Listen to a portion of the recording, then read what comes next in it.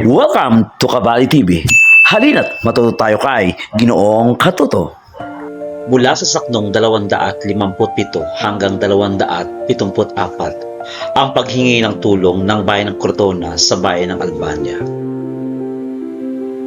Habang magkayakap ang mag-amang Duque Brescio at Florante, may dumating na embahador mula sa bayan ng Crotona. Nais na magpatulong ang Crotona sa Albania.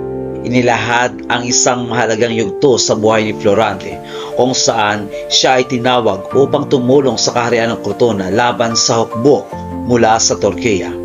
Sa bahagi ito, makikita ang pagtitiwala ng hari ng kanyang bayan kay Florante bilang isang magiting na mandirigma at mahusay na pinuno.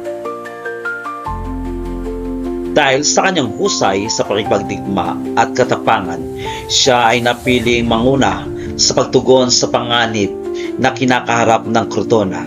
Tinanggap ni Florante ang hamon ng buong tapang at walang pag-aalinlangan, kahit na nanghulugan ito ng paglayo sa kanyang minamahal at pagharap sa tiyak na panganib.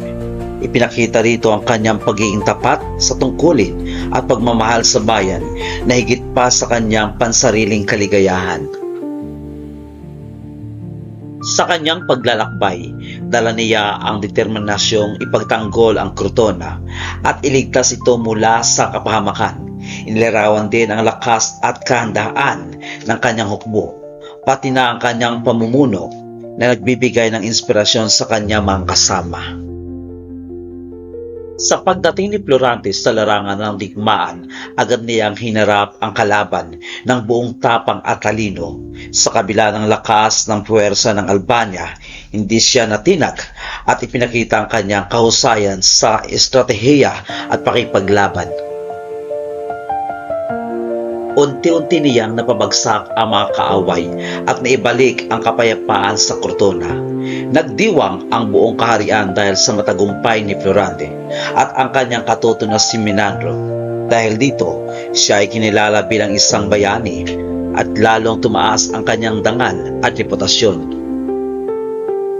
Ang bahagi ito ay nagpapakita ng kabayanihan, katapatan sa tungkulin at sakripisyo ni Florante para sa kapakanan ng nakararami. Ipinakita rin dito ang tunay na bayani ay hindi lamang nasukat sa lakas ng armas, kundi sa kanyang malasakit sa bayan at kahandaang ialay ang sarili para sa iba. Ang tagumpay ni Florante ay laban ng Albania. Ito'y nagpapatunay ng kanyang kagitingan at naging isa sa mga pinakamahalagang ambag niya sa kanyang bayan.